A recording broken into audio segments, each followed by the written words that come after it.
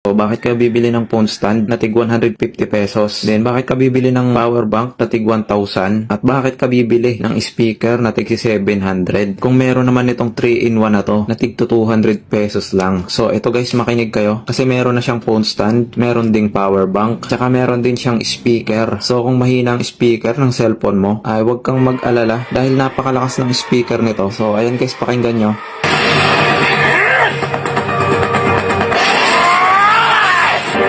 一人の兵士に気をつけろって？はい。リヴァイ兵長は危険です。